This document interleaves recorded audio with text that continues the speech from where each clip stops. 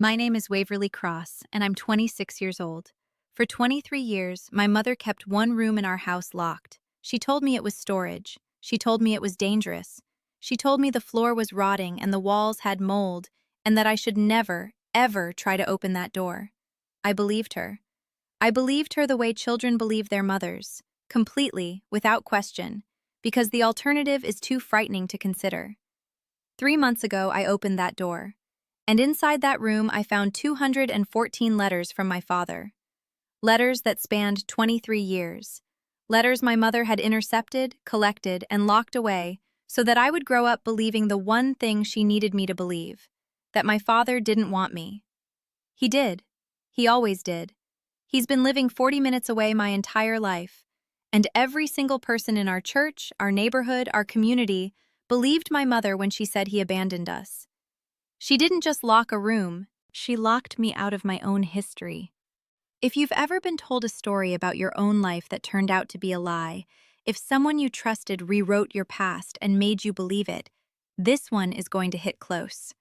Like this video, subscribe if you haven't, and drop a comment telling me the one thing a parent told you that you later found out wasn't true. I want to hear it. Now let me take you back, not to 3 months ago, to the beginning. To the door. I grew up at 412 Oleander Street in Beaumont, Texas. A 2-story clapboard house, white with gray trim, built in the 1960s. 3 bedrooms upstairs, living room and kitchen downstairs, a screened-in porch at the back where my mother kept potted gardenias that she watered every morning at exactly 6:15 a.m. The kind of house that looks warm from the outside. The kind of street where neighbors wave from their porches and nobody asks too many questions. The locked room was upstairs, at the end of the hallway, past my bedroom and the bathroom.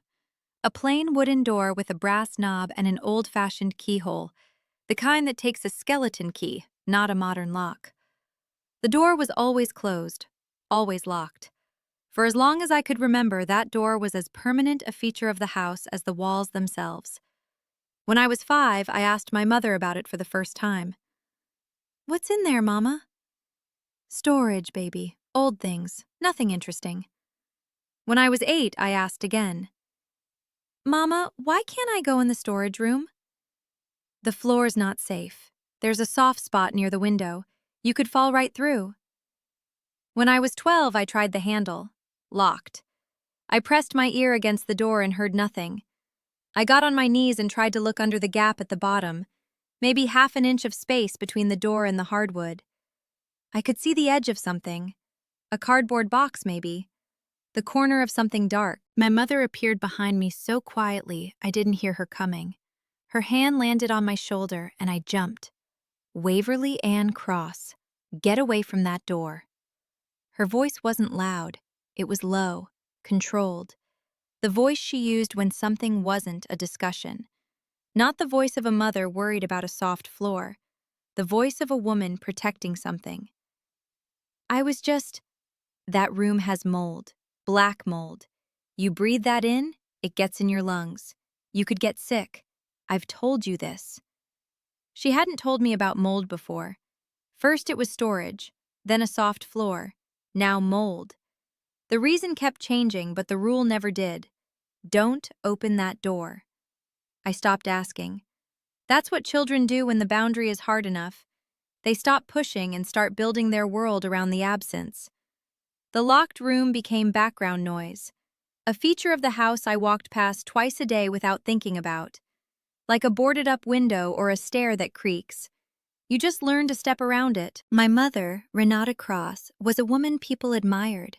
I need you to understand that before I tell you what she did, because it makes the lie so much worse. She was the choir director at Mount Carmel Baptist Church on Magnolia Street. She'd held the position for 19 years. Every Sunday morning, she stood in front of 32 voices and conducted with her whole body, arms wide, chin lifted, eyes closed during the crescendos. People said her choir sounded like heaven leaking through the ceiling. Pastor Redmond called her the heart of Mount Carmel from the pulpit at least once a year. She was generous. She organized meal deliveries for sick congregants. She tutored kids in reading at the community center on Thursdays. She made peach cobbler for every church potluck. the kind with the brown sugar crust that people talked about for days afterward. She was the woman other mothers wanted to be, and she told everyone, every neighbor, every church member, every teacher at my school, every person who entered our orbit, that my father, Dean Cross, had walked out on us when I was 3 years old. Left without warning. No forwarding address, no child support, no phone calls, no letters, no birthday cards. Just gone. A man who looked at his wife and his baby girl and decided they weren't enough. Some men aren't built for the responsibility, she'd say, with that particular sadness she wore like a well-fitted dress. Dignified, restrained, never too much. Dean made his choice. We made ours. We survived. I grew up inside that story. It was the foundation of everything. Every time a friend mentioned their dad, I felt the empty space where mine should have been. Every Father's Day at school, when we made cards and gifts, I made mine for my grandfather, Renata's father, because I didn't have anyone else to address it to. Every time someone asked, "Where's your dad?" I gave the answer my mother had taught me. He left when I was 3. I don't remember him. That second part was true. I didn't remember him. I had no photos of him. My mother had removed every trace, or so I thought. There were no pictures on the walls, no name mentioned at dinner, no stories from before. Dean Cross was a ghost, a man who existed only in the past tense and only as a cautionary tale. I had one image of him in my mind, and it wasn't even real. It was something my mother had described once when I pushed her for details at age 14. He was tall, she said. Brown eyes, big hands, worked at the refinery. He could be charming when he wanted to be, but charm isn't the same as character, Waverly. Remember that. Charm isn't the same as character. She said it like a proverb, like something carved into stone. I carried that sentence for 12 years. I let it shape how I saw men, how I approached relationships, how I understood my own worth. I thought my father's leaving was proof that I wasn't enough, that if your own father doesn't stay, something must be wrong with you at the molecular level. That belief, quiet, constant, heavy, sat on my chest every day of my life. Through high school, through community college, through building a freelance photography career shooting houses for real estate agents across Jefferson County. I photographed other people's homes for a living, every room, every angle, every closet and hallway and corner. I made a career of showing the inside of houses, and in my own house there was a room I'd never seen. The irony didn't hit me until much later. When it did, it hit hard. Growing up without a father in Beaumont, Texas wasn't unusual. Plenty of kids at my school had single mothers, absent dads, complicated custody arrangements. But my situation felt different because of how complete the absence was. Most kids without fathers had something: a phone call on Christmas, a weekend visit twice a year, a name they could Google. I had nothing. Zero. A blank space where a parent should have been. And my mother filled that blank space with a very specific story. She didn't talk about Dean often. That was part of the strategy, though I didn't recognize it as strategy until much later. She mentioned him rarely, and always with the same careful framing: a sigh, a shake of the head, a sentence or two delivered with just enough sadness to shut down any follow-up questions. Your father chose his own path, Waverly. That path didn't include us. Some people aren't capable of love that costs them something. Your father was one of those people. I prayed for him for a long time. Eventually, I realized I was praying for a man who didn't exist. Each statement was a brick, and over 23 years, those bricks built a wall so high I couldn't see over it. I didn't even try. Why would you try to see a man who didn't want to see you? The community reinforced the wall. That's how it works in a place like Beaumont, in a church like Mount Carmel. The story my mother told became the community's story. People repeated it back to me like it was documented history. Mrs. Lorraine Kimball, who ran the church nursery, once told me when I was 16, "Your mama is the strongest woman I know. Raising you alone after what your daddy did. Walking out like that, no shame at all." Coach Perkins at Beaumont High said, during a parent-teacher conference my mother attended alone, "You're doing a great job with her, Ms. Cross. Lot of kids in Waverly's situation don't turn out this well. She's a credit to you." Waverly's situation. Like fatherlessness was a diagnosis. Like I was a patient who'd recovered from something terminal, and my mother was the miracle doctor. Even Pastor Redman wove it into sermons, not naming us directly, but everyone knew. There are women in this congregation who have built kingdoms from the rubble men left behind, single mothers who chose faith over bitterness. They are the backbone of this church. My mother would sit in the third pew, eyes glistening, hands folded, receiving the praise like communion. And I'd sit beside her, feeling simultaneously proud of her strength and hollow from the absence it was built on. I want to be honest about something. My mother wasn't cruel to me. She wasn't cold. She wasn't neglectful. She packed my lunches. She braided my hair every morning until I was old enough to do it myself. She saved for 2 years to buy me a used Canon camera when I was 17 and told her I wanted to learn photography. She came to my school exhibitions. She read to me at night until I was 10, long past the age most parents stop. She was, by every visible measure, a good mother. And that's what makes this so hard. Because the lie she told wasn't a failure of love, it was a failure of something else. Control, fear, selfishness, whatever name you want to give the thing that makes a person lock a door and hide the truth behind it for 23 years. I've spent 3 months trying to understand why she did it. I still don't. Not fully. Maybe I never will. My grandmother Estelle, my mother's mother, was the only person who ever made me feel like the story might be incomplete. Grandma Estelle lived in a small house on Euclid Avenue, 15 minutes from Oleander Street. She was 78 when she died, and she'd spent her entire life in Beaumont. She worked 31 years as a cafeteria manager at a middle school. She went to Mount Carmel every Sunday. She kept butterscotch candies in a glass bowl on her coffee table, and she never let the bowl get less than half full. She was warm with me in a way that felt different from my mother's warmth. My mother's love had conditions built into it, invisible ones, the kind you don't notice until you bump against them. Don't ask about the room. Don't ask about your father. Don't push too hard on the things that are settled. Estelle's love had no walls. She held me and I could feel the difference in my bones. She never directly contradicted my mother's story about Dean, but she left cracks in it, small ones, comments that didn't quite fit the narrative. When I was 13, helping her dry dishes in her kitchen, she said, "Your father had gentle hands, big but gentle. He used to hold you like you were made of glass." I stared at her. "You remember him holding me?" She paused, looked at the dish in her hands. "I remember a lot of things, baby. Some things aren't mine to tell."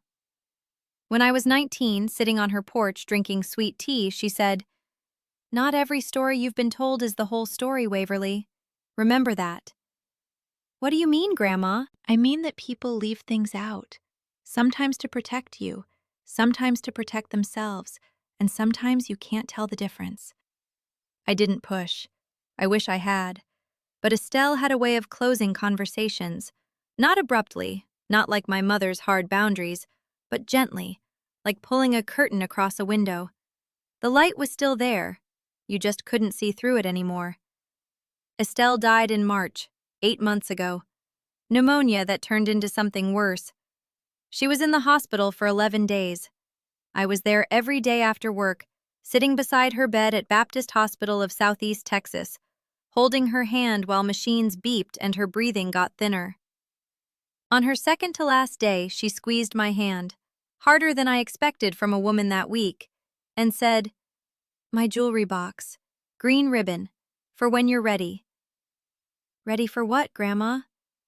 But she'd closed her eyes. She didn't open them again while I was in the room. She died the next morning at 4:12 a.m. I wasn't there. My mother was. Same pattern as always. Renata present for the final moments, managing the narrative even in death. After the funeral, I helped clean out Estelle's house. My mother wanted to handle it alone, but I insisted. It took 3 days. On the second day, while my mother was downstairs sorting through kitchen cabinets, I found the jewelry box. It was on Estelle's dresser, dark wood with a brass latch. Inside, costume jewelry, a few real pieces, a brooch shaped like a magnolia, clip-on earrings from another era, and underneath everything, wrapped in tissue paper, tied with a green ribbon, a brass skeleton key. Old, heavy for its size, the kind that fits an old-fashioned keyhole, the kind you see on doors built in the 1960s. Attached to the ribbon was a small tag, handwritten in Estelle's shaky cursive, "For when you're ready." My heart rate doubled. I could feel it in my neck, in my wrists, in the tips of my fingers wrapped around that key. I knew, not logically, not with evidence, but with the deep body knowledge that bypasses your brain, that this key opened the door at the end of the upstairs hallway at 412 Oleander Street. I put the key in my pocket. I didn't tell my mother. I carried it with me for the next 5 months. In my pocket, in my bag, on my nightstand at night. I held it sometimes when I couldn't sleep, running my thumb over the brass teeth, feeling the weight of it, knowing that whatever was behind that door had been important enough for my dying grandmother to make sure I could reach it. 5 months. I carried the answer to a 23-year question in my pocket for 5 months before I was ready to use it. If you've ever held a key, literal or otherwise, and known that turning it would change everything, you understand the weight of that waiting. Not fear, not excitement, something heavier. The knowledge that once you open a door, you can never go back to being the person who hadn't seen what's inside. I opened the door on a Wednesday afternoon in August. My mother was at Mount Carmel for a choir rehearsal that ran from 4 to 6 p.m. every week. I knew her schedule the way you know the weather, automatically, without thinking. She'd been keeping the same Wednesday routine for 19 years. 2 hours. That's what I had.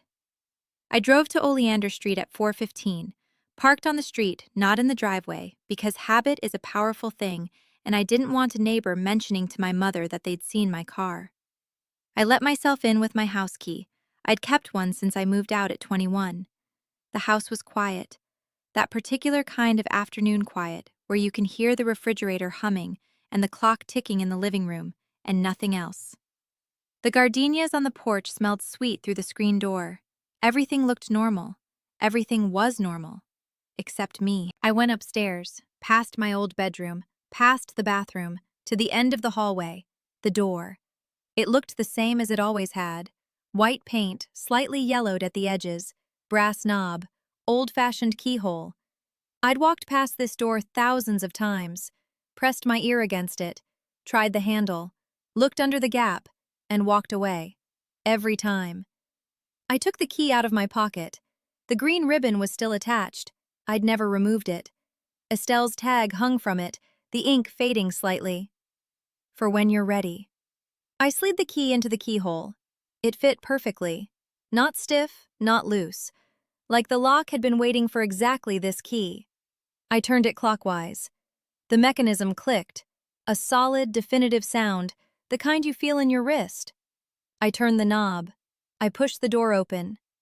And I stood in the doorway of a room I'd imagined 1,000 times, and it looked nothing like any version I'd invented. No mold, no rotting floor, no storage boxes stacked to the ceiling. The floor was solid hardwood, same as the rest of the upstairs. The walls were painted a pale blue, a nursery blue, the kind you choose for a baby's room. There was a window on the far wall with clean curtains, slightly dusty but intact. Afternoon light came through and lit the room in a soft, warm rectangle. The room was full, but not with junk, not with dangerous chemicals or old furniture or anything that could hurt me. It was full of my father. Against the left wall, 14 cardboard boxes neatly stacked, each labeled with a year in black marker. 2003, 2004, 2005, all the way to 2016, the year I turned 17. Against the right wall, a bookshelf holding framed photographs. A man I didn't recognize. Tall, brown eyes, big hands, just like my mother had described. But not the ghost she'd painted, a real person. In one photo, he was holding a baby in a yellow blanket. In another, he was standing in front of a refinery, hard hat in his hand, squinting at the camera. In another, and this one made my knees give slightly, he was holding a toddler on his hip. A little girl with braids and a gap-toothed smile. Me. That was me. I was maybe 2.5, 3 years old, and my father was holding me, and he was smiling, and the way his arm curved around my body was the posture of a man who was not leaving. That was not the body language of someone about to walk away. I sat on the floor because my legs made the decision for me. The hardwood was cool through my jeans. I pulled the nearest box toward me. 2003, the year I turned 4, the year after he supposedly left. And I opened it. Letters.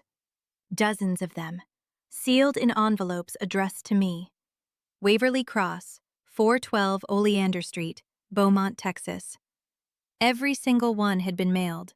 Every single one had been returned. Stamped in red, "Return to sender," in my mother's handwriting. I opened the first letter with shaking hands, dated April 12, 2003. It started simply. He said he missed me. He said he was sorry he couldn't be there. He said he was trying. He said he'd gone to a lawyer, but things were complicated. He said he loved me more than he knew how to say in a letter, but he was going to keep trying until he got it right. I opened another. June 2003. He described a bird he'd seen outside his apartment window that reminded him of a toy bird I used to carry around. He asked if I still had it. He said he'd bought me a birthday present and he hoped it would reach me. Another. September 2003. His tone was different. Frustrated. Tired. He said his lawyer had filed a motion. He said my mother's lawyer had responded. He said someone had told him that I was doing well in school and that knowing that was the only thing keeping him together. I went through box after box, year after year. The letters never stopped. 2004, 8 letters. 2005, 11. 2006, 6, shorter, more strained. 2007, a long gap, then 4 letters in December, all at once, like he'd saved them up. The early letters were handwritten. Starting in 2009, some were typed. By 2012, they were shorter, more tired, but they never stopped. 214 letters total, I counted later.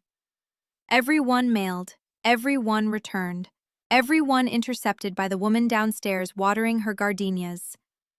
In the 2005 box, I found something besides letters. Legal documents.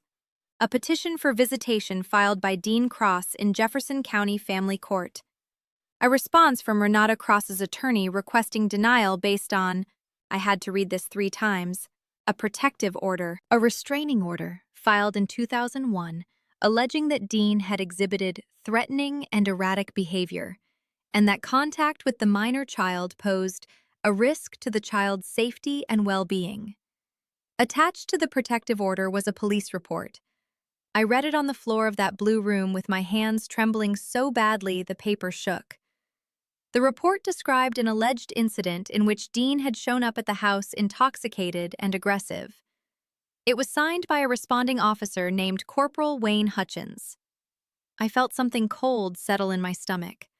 Not because I believed the report, because I didn't. Because everything else in this room, the letters, the legal motions, the photographs of a man holding his daughter with gentle hands, contradicted it completely. And because my grandmother, who knew my mother better than anyone, had given me the key to this room and written, "For when you're ready." Estelle knew. She knew the room existed. She knew what was inside. She knew the story was a lie. And she'd spent years dropping hints, gentle cracks in the wall, waiting for me to be old enough, strong enough, ready enough to see the truth. I sat in that room for 1 hour and 16 minutes. I know because I checked the time when I walked in, and again when I finally stood up. My mother's rehearsal ended at 6. It was 5:31. I had to leave. I took 3 things with me. The first letter from 2003, the protective order, and one photograph, the one of my father holding me on his hip, both of us smiling, his arm curved around me like a wall built to keep the world out.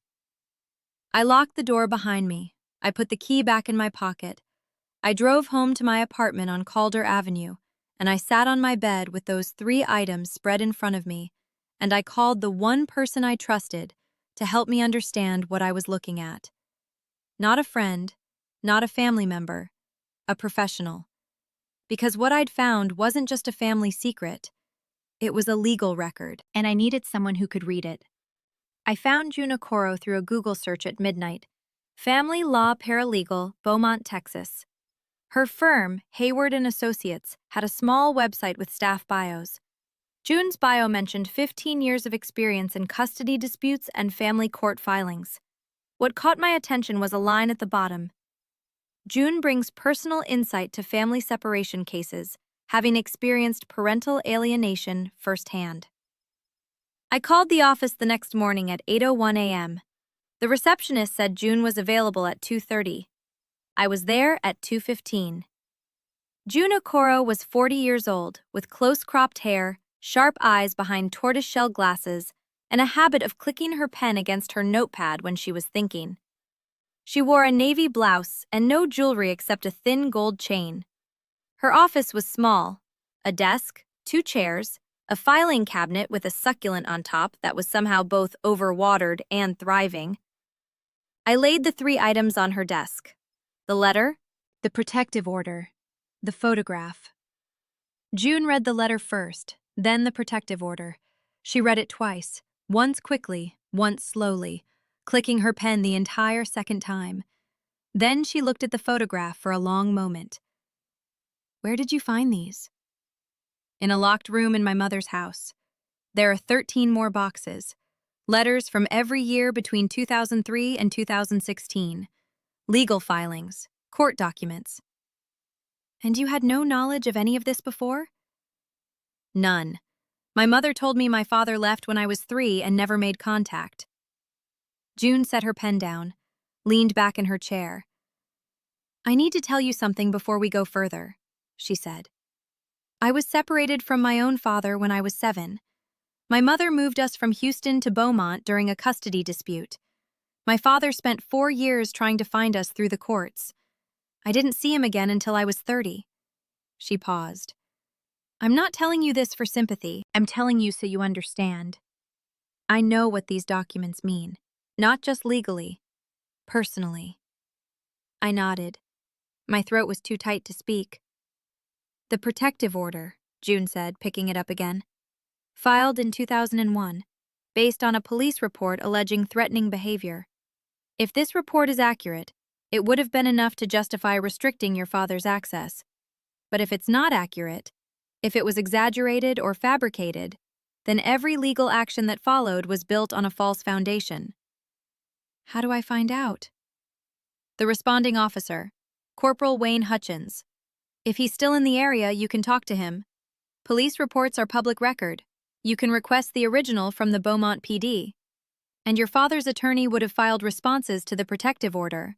Those are in the court records." "My father had an attorney?" "Based on the petition for visitation I'm looking at, yes. A man named Roland Garza. If he's still practicing, he'd have a file." I spent the next 2 weeks investigating, not angrily, methodically, the way you photograph a house, room by room, angle by angle, making sure nothing is missed. Beaumont PD Records Division provided the original police report. It matched the copy from the room, but the clerk noted something I hadn't caught. The report had no witness statements attached, no corroborating evidence, just my mother's account and Corporal Hutchins' summary. For a report alleging threatening and aggressive behavior, that was thin. Corporal Wayne Hutchins had retired from Beaumont PD in 2014. He was 61 now, living in Lumberton, 20 minutes north. I didn't contact him directly. June advised against it. But she made a formal inquiry through the firm. Hutchins responded through his own attorney with a brief statement. He remembered the call. He had responded to a domestic disturbance complaint, but when he arrived, the scene was calm. No evidence of physical altercation was present, and the report was written primarily based on the complainant's verbal account. Primarily based on the complainant's verbal account. My mother's words. Her version. Written into an official document that became the foundation for keeping my father away from me for 23 years. Roland Garza was still practicing, a small family law office on Pearl Street. June contacted him. He pulled his archived file on Dean Cross. The file showed 4 separate petitions for visitation or modification of custody between 2002 and 2010. Each one denied or dismissed based on the existing protective order.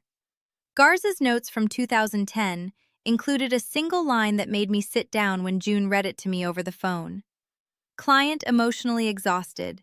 No further filings planned. Will continue writing letters. Will continue writing letters. For 6 more years after the court stopped working, my father kept writing. He sent letters to a house where they were collected by the woman who'd locked him out and returned to him unopened. 214 letters, each one a message in a bottle, thrown at a shore that kept sending them back. I drove to Port Arthur on a Saturday morning, 41 minutes from my apartment.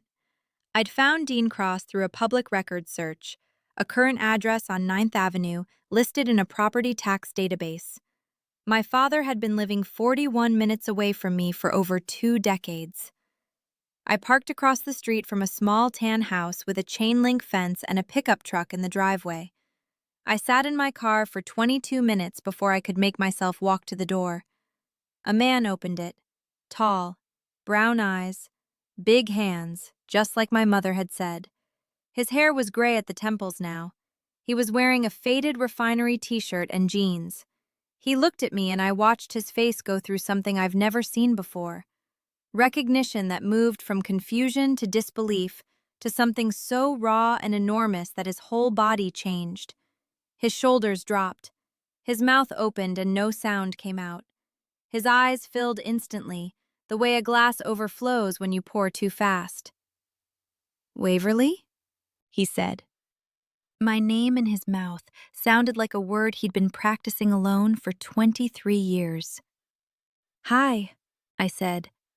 And then I couldn't say anything else because I was crying and he was crying, and we stood on his porch in Port Arthur, Texas on a Saturday morning while his neighbor watered their lawn and a dog barked somewhere down the block, and 23 years of silence cracked open between us. He didn't hug me right away.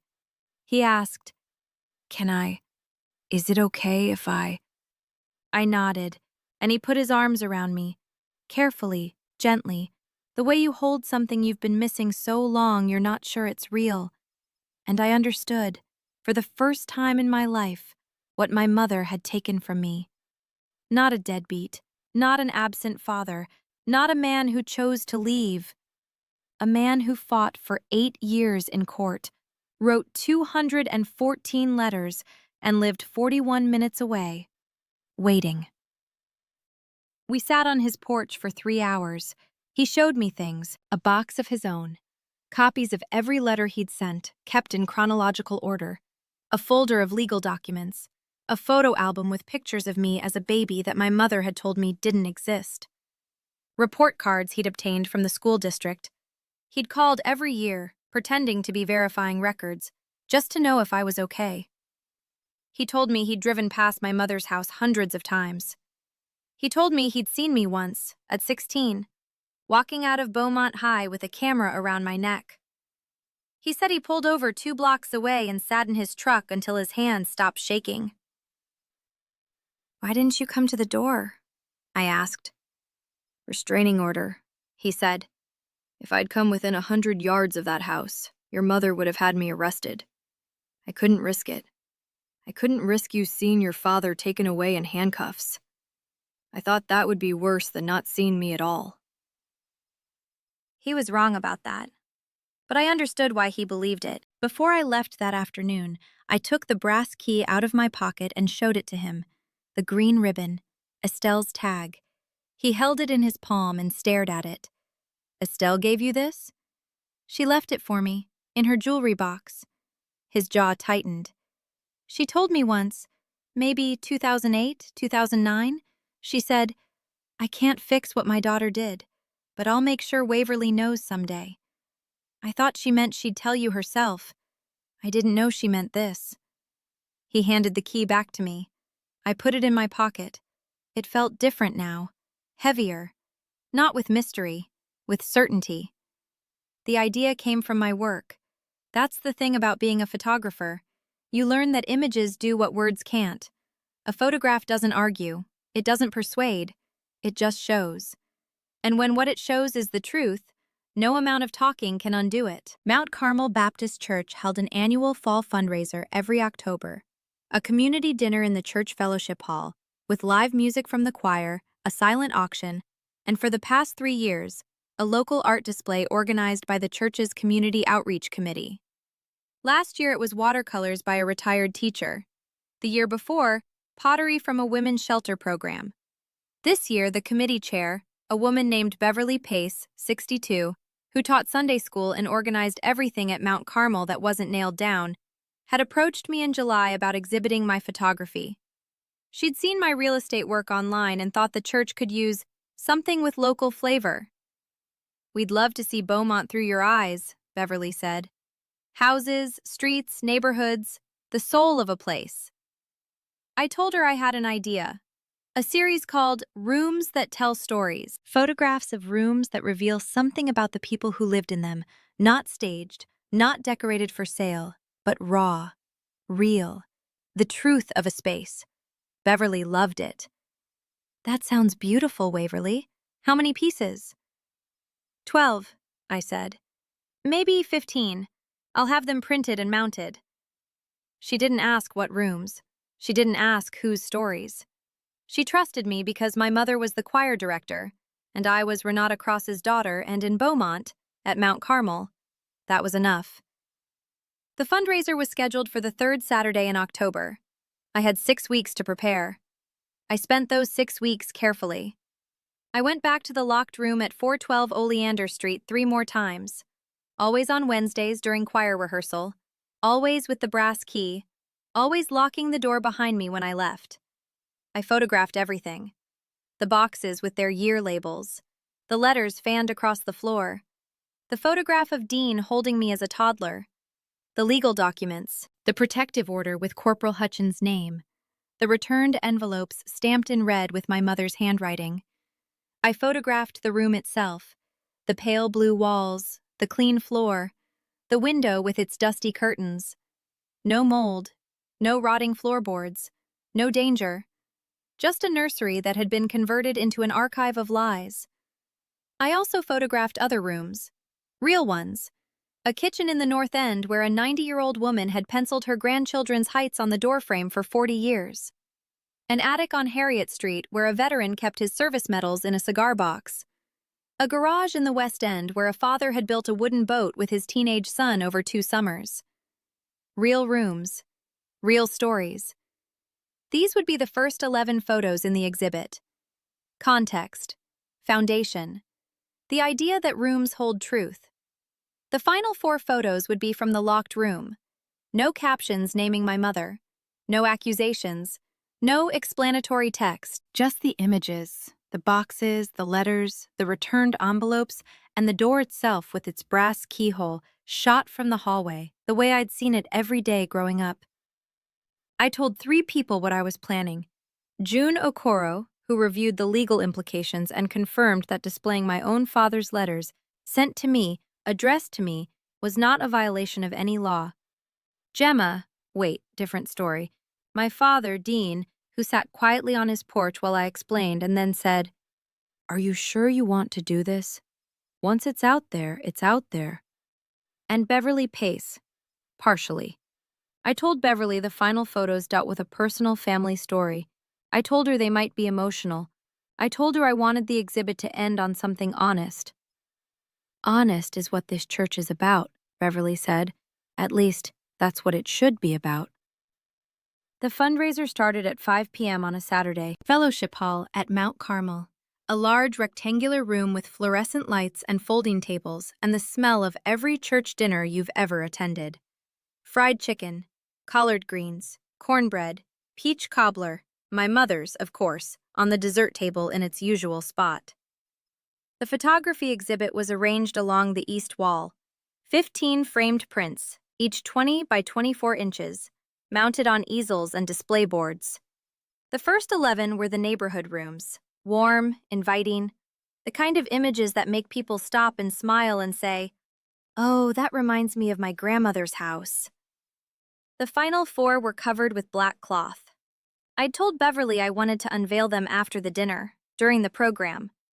She agreed, intrigued.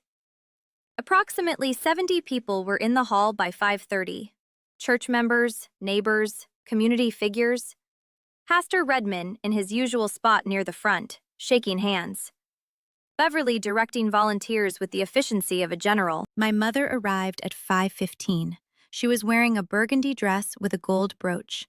She went straight to the choir section to confirm the evening's musical selections with her singers. She saw the exhibit on the east wall, glanced at the first few photos, and said to Beverly, "Waverly did a nice job. She gets the artistic eye from me." She didn't notice the covered photos, or if she did, she assumed they were part of the reveal. My father was not in the room. I'd asked him not to come, not because I was ashamed, because his presence would have turned the revelation into a confrontation, and I didn't want that. I wanted the room to speak for itself, the way Dean had let his letter speak, the way Estelle had let the key speak. The Cross family, apparently, communicated best through objects. At 6:45, after dinner, Pastor Redmond took the microphone and welcomed everyone. He thanked the committee, praised the food, announced the silent auction results. Then he introduced the photography exhibit. Our own Waverly Cross has put together something special tonight, a series she calls Rooms That Tell Stories. Waverly, come on up and tell us about your work.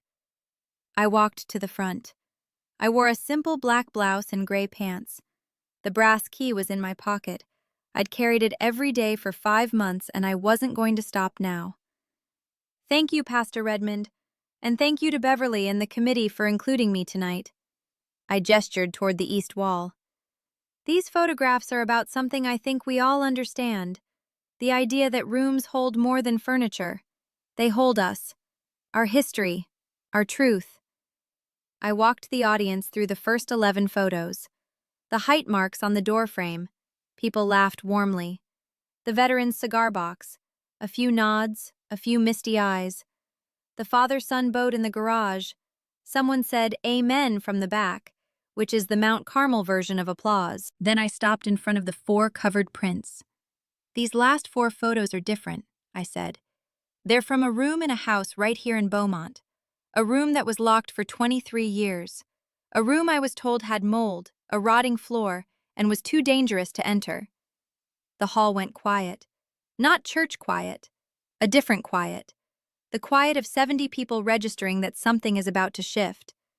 I pulled the cloth from the first photo. The pale blue room. Wide angle. The boxes along the left wall labeled by year. The bookshelf on the right with its framed photographs. Clean floor, no mold, no rot.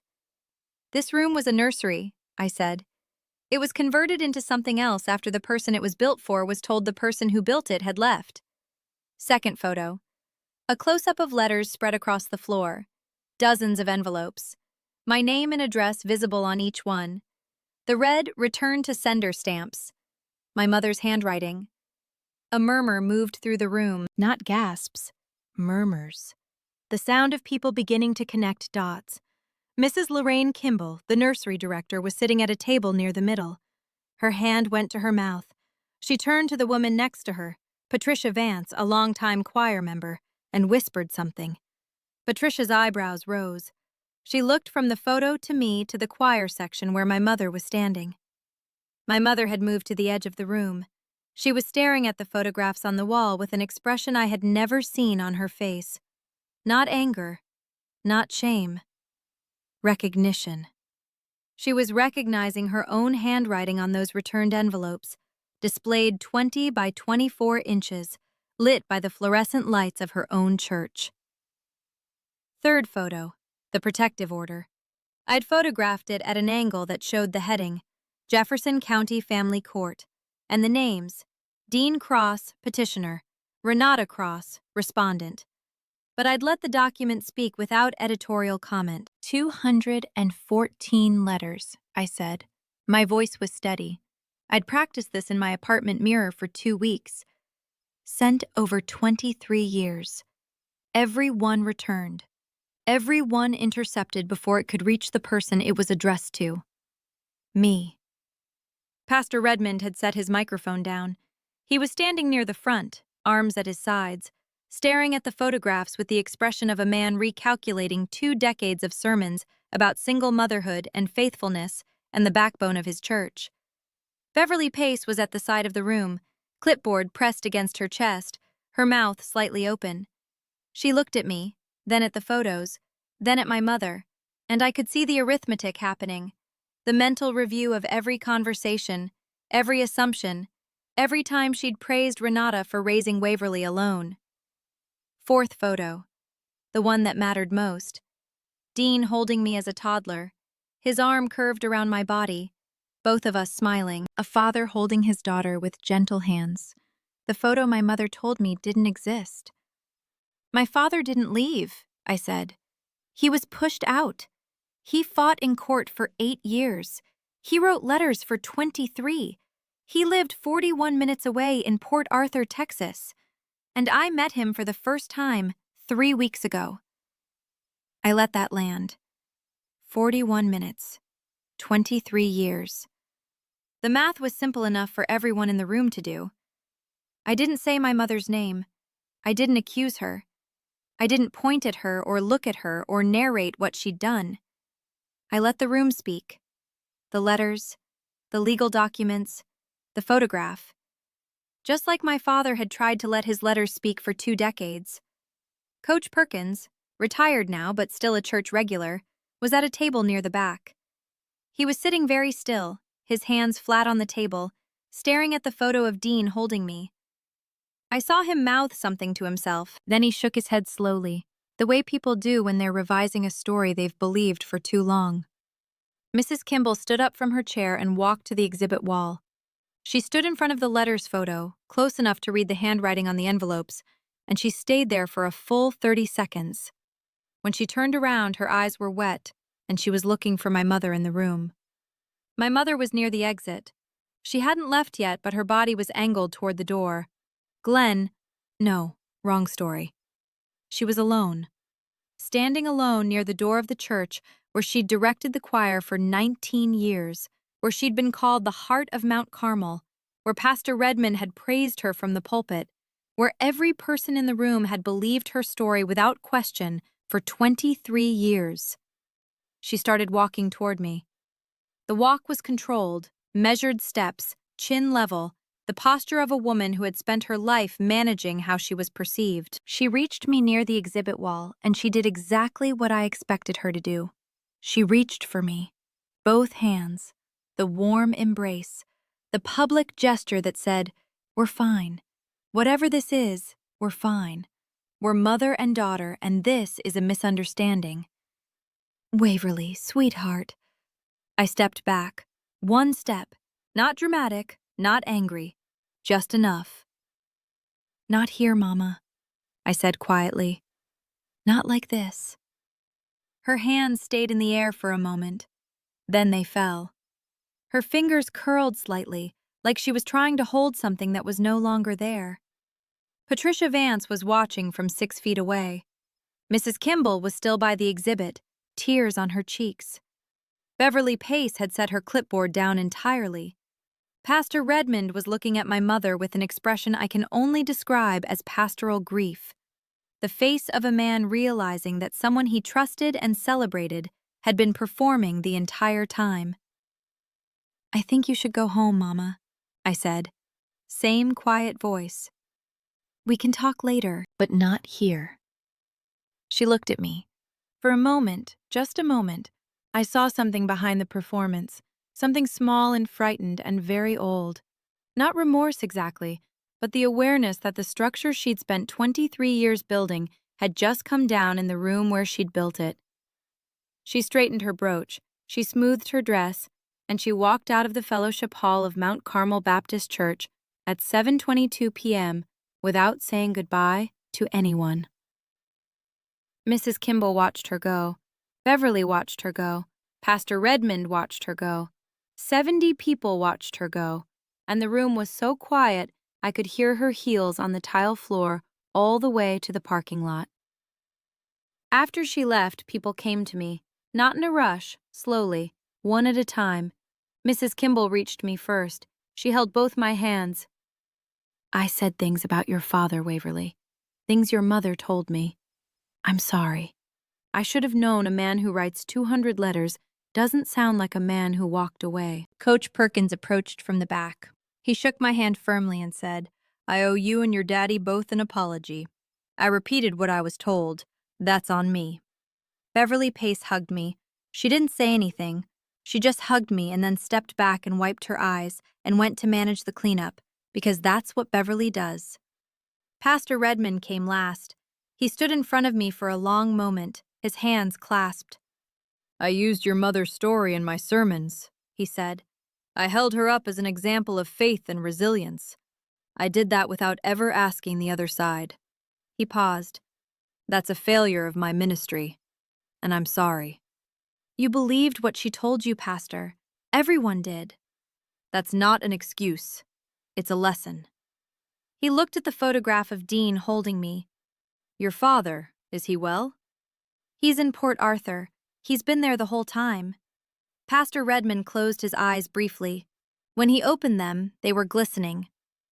41 minutes, he said quietly. Lord have mercy. My mother called me 3 days after the fundraiser. I let it ring 4 times. Part of me wanted to let it go to voicemail, but I answered, because silence is its own kind of locked door, and I was done with locked doors. Waverly? Her voice was thin, stripped. Not the choir director, not the community saint, just a woman on the other end of a phone who knew the walls had come down. Hi, Mama. A long pause. I could hear her breathing. When she spoke, she started and stopped 3 times before a full sentence came out. I did what I thought was right. At the time. When you were little and things with your father were... When things fell apart, I made decisions to protect you. Protect me from what? From instability. From a man who... Your father wasn't perfect, Waverly. He had a temper when he was young. He raised his voice once and Once! It was enough for me. I was scared. You were 3. I didn't know what else to do. You filed a false police report. You used it to get a restraining order. You returned every letter he sent for 23 years. You locked them in a room and told me the floor was rotting. Silence. I could hear a clock ticking on her end, the same clock from the living room on Oleander Street, the one I grew up hearing. I went too far, she said. Not I lied, not I was wrong about everything. She said she went too far, like it was a matter of degree, not direction.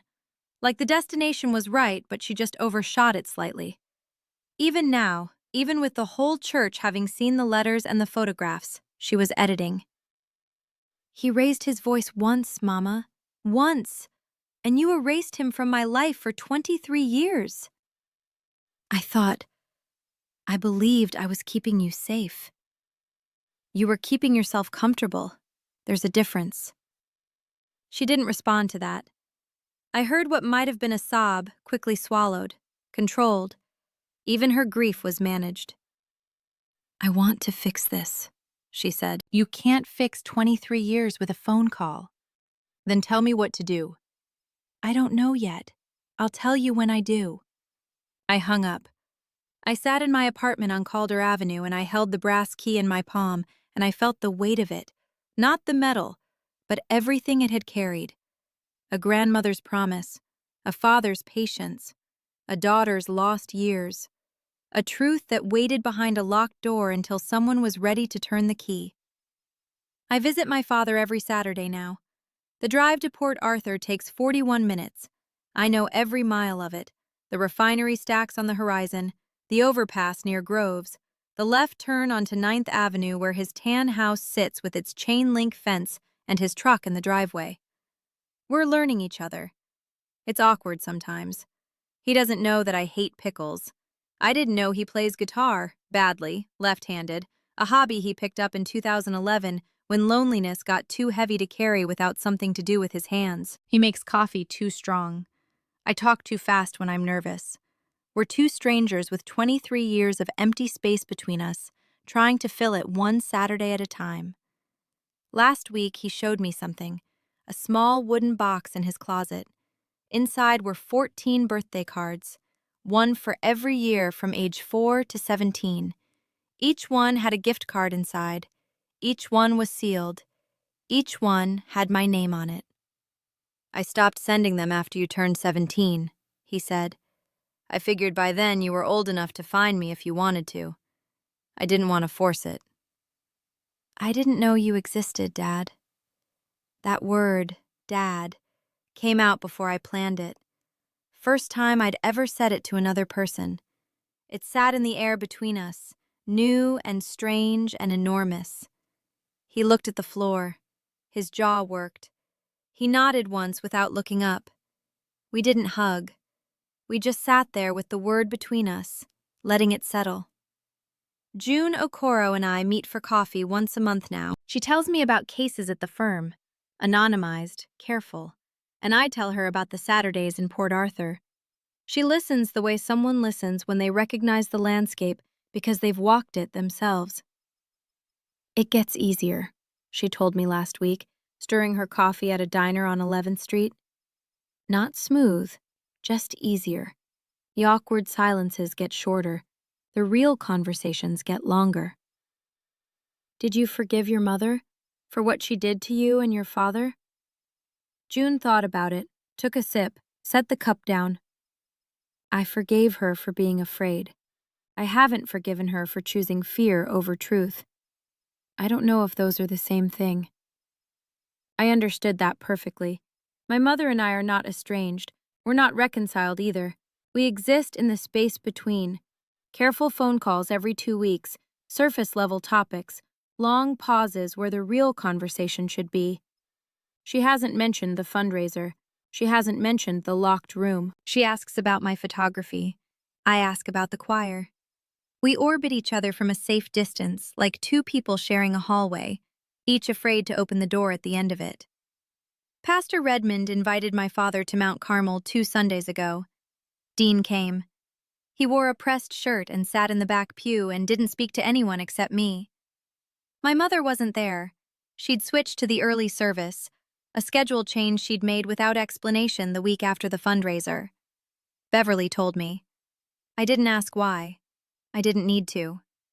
After the service, Mrs. Kimball approached my father in the parking lot. She introduced herself. She told him she was sorry. She said, 23 years is a long time to be lied about. I hope this church can be part of making it right." My father shook her hand and said, "Thank you, ma'am. I appreciate that." And that was it. No speech, no breakdown, just a man accepting a small kindness from a stranger who was trying to correct a wrong she'd unknowingly participated in. The brass key hangs on a nail by my apartment door now, right next to my house keys, my car key, the ring I use every day. It's not hidden. It's not special anymore. Not in the way it was when it sat in my pocket like a grenade. It's just a key that opened a door that held the truth. The green ribbon is still attached. Estelle's tag is fading, the ink wearing thin from months of handling. But I can still read it if I tilt it toward the light. For when you're ready. I was ready, Grandma. It just took me a while. If you're listening to this and there's a door in your life you've been afraid to open, a question you've been afraid to ask, a truth you've been afraid to find, I'm not going to tell you what to do. I'm just going to tell you what I know. The room behind the door might change everything, but the lock was never there to protect you. It was there to protect the person who put it on. My name is Waverly Cross. My father's name is Dean. He lives 41 minutes away, and every Saturday we sit on his porch and we learn each other's names all over again. If this story stayed with you, Share it with someone who needs it. Subscribe if you haven't. And if you've ever opened a door that changed your life, literal or otherwise, tell me in the comments. I want to know what you found on the other side.